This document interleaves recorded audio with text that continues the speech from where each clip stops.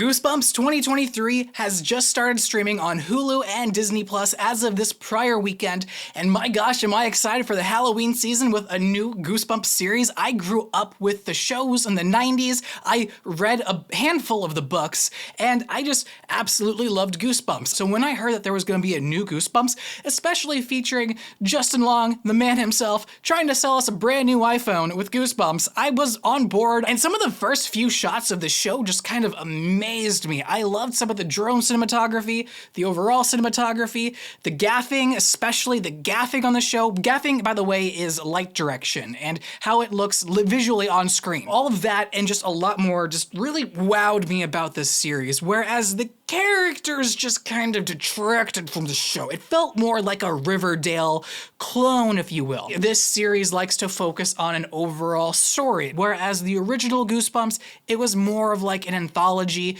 It focused more so on individual stories that didn't really connect to each other. And one of the things that I loved about Goosebumps is that when the episode ended and you thought that the kids were safe from their peril, they actually kind of weren't. And it just drags you in right as the episode ends. And as a child, it felt exhilarating to me. I would watch it in the morning before school, and I would go to school scared in the middle of October. And I absolutely loved that. But here, it's just more so an overall arching story, and I don't know how to feel about that yet. Now, to be fair, not all of the episodes of this show are out yet. I went into this thinking that, yeah, it's only 5 episodes long, sweet, got through them all, and I'm like, wait, where's the next one? Did a quick little Google search. Yeah, this show is gonna continue airing until about like mid to late November. So very confused about the marketing tactics here, especially since this is more so like a Halloween spooktacular show. This is a show that I actually believe they should have released all at once, if not maybe sooner. Maybe production just got behind, I'm not entirely sure, but I feel like they're just missing the mark, especially with Halloween coming out, Goosebumps being an old classic, and a lot of millennials coming back to watch this show. And by the way, there's a joke that attacks millennials like me in this show, so I was a little like, who is this show targeted to? We'll dive into that and my concerns about who this show is for and all, but overall, what is Goosebumps 2023 about? It's kind of more so a Riverdale clone than it is Goosebumps. It just kind of has Goosebumps to draw in a massive crowd per se, because again, this is just one overarching story where we're focusing on a group of these high school students. It's essentially Scooby-Doo, but in a small rural town that's always foggy and overcast, and I just honestly love the atmosphere of this show. These students, they're trying to find out why these hauntings are happening to them, why these cursed items are causing their lives to turn upside down, ruin some scholarship opportunities, and flip some character dynamics that they just don't really want to be flipped. They come to learn that their parents are also heavily involved in the overall plot, and all of this is revolving around the Brittle Biddle something house another, where a child died in a house fire after a very, very strange, concerning incident. And that is the plot of this here show. Is it captivating? Yes and no. There are a lot of contrivances with this show that just, I just get so angry watching this show, more so with some of the characters and just how some things are lined up with the plot. Whereas if these two characters just spoke, I feel like a lot of time would be saved and maybe the production would even be a little bit more tighter. I felt like the show was missing a lot of that. This is just a quick little nitpick that I need to get off my chest, but there was a scene of this guy holding a GoPro to record somebody from a very, very long distance away. And we see that recording later and it's like close up in their face. And I'm like, that's not how a GoPro works. No, that took me out of the show. But you know, as a filmmaker who owns a GoPro, who owns film equipment, that's really like my biggest nitpick. Otherwise, it's just like a character drama study, and I don't mind it because you don't like a lot of the characters at first. A lot of them seem like more so cartoon characters than anything else. But as the show does progress throughout, I guess like the last 2 episodes as of now, so episodes 4 and 5, something does really just like draw you into the show. I especially love the character of Isabella because I was literally her in high school, the introverted, angry student who loved AV production. I love y'all so much. Please don't drop the mic, it's super expensive.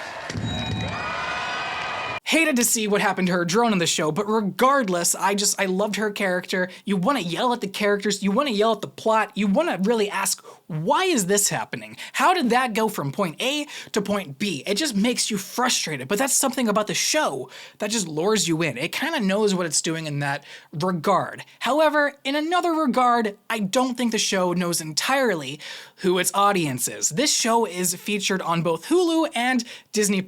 I understand Hulu. I am there with you guys. But Disney, I'm not entirely sure. This is a show that talks about some very adult things, some very controversial topics as well, such as adultery. Because we're two grown adults having an affair. A widow and a married man. And that's just the truth.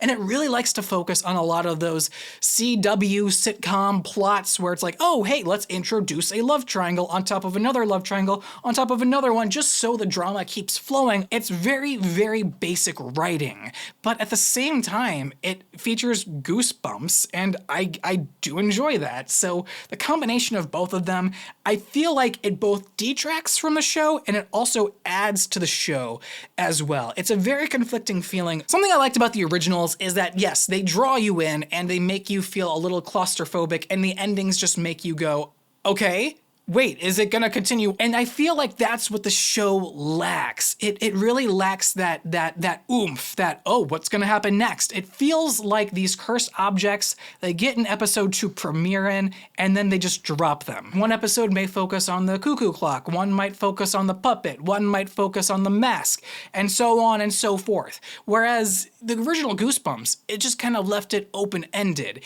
and that's what kind of made it a little bit more scarier. And yes, that is a personal criticism, not an actual criticism against the show itself. It's just something personally I wish that they included in the show. Maybe just a little bit of, I don't know, Hayden Christensen acting in there. I don't know, just to spice up the show somewhat. Another minor nitpick is what they're doing with Justin Long's character. I feel like he's being underbaked, underutilized, and the way he is being manipulated by these hauntings, it's not a style that I particularly like. I know that this is supposed to be a kid's show, but then it's like, yeah, so he's acting goofy, but meanwhile we're talking about adultery and some other really bad things, drugs, alcohol, partying. This show just, it doesn't know what it wants to be, but at the same time, if you're an adult, I think that this is a show that you can just absolutely have fun with. I just love the feeling that the show encapsulates, and I am absolutely here for it. And this is just a quick little reminder to let you guys know that this video is sponsored by none other than me, myself, and I. Yes, this is a very small YouTube channel, but again, we are working on growing that. So if you guys want to hit subscribe, hit the like button, all of the engagement, all of the positivity, it surely does help out the channel grow, and I'm looking forward to discussing Goosebumps and many more movies and TV shows with you guys. So something I've been doing is reading comments from prior videos. Let's go ahead and dive into my last video, which I reviewed The Nightmare Before Christmas. My first time watching it, I'm very afraid of stop motion. I asked, is The Nightmare Before Christmas a Halloween or Christmas movie? A lot of people say it's both, such as Sensify. He says both. Nightmare, also both. Board Gaming with Konacat, both. Toxic Gamer, I honestly feel like it's more Halloween with Christmas aspects sprinkled in. That is exactly how I feel about it. I view it more as a Halloween movie, but I also do see that the plot is more so centered on Christmas, with Halloween more so like encapsulating it, such as the characters. In Pain says, prefer Halloween, but understand the responses for both. Appreciate one of the takeaways, staying in your lane. Again, guys, if you want to watch this channel grow so I can do more movie reviews and maybe become a big enough channel to go see some movies early and be ready for the release and all of that, help me grow. Hit subscribe. It does a lot for the channel, and I'm looking forward to talking more movies with you guys soon to come. But back to Goosebumps. Overall, did I enjoy the show? Again, we are only 5 episodes into it. I believe that there are 5 more to come. It's very much a mixed bag for me. I enjoy it, but there are some aspects of it that I'm confused about, and then there's just some plot contrivances that I don't really care for, and a lot of the charm from the old Goosebumps, it's just not really there. And overall, yeah, I think a lot of people may enjoy this. I think the kids should probably steer away from this. I don't think that they would understand a lot of the humor, but overall, for like the younger elementary schoolers, which Goosebumps was more so based for, because R.L. Stein's Goosebumps, it was supposed to be like a Stephen King for children, and I feel like this just kind of fails at that. It's more so the Goosebumps for teens to college adults, and I think that's exactly where this series lies. I'm enjoying my time with it, but I don't absolutely love it as much as I did the original series or the books. Guys, let me know what you thought about Goosebumps 2023. Have you seen it? Do you have any favorite characters? Let me know in the comments again down below. And if you guys enjoyed today's video, be sure to leave a like. It does help out. And if you guys want to watch some more content, there is some stuff on the screen for you to click on. It does help out a lot. My name is Austin, and I will see you guys in the next one. Take care.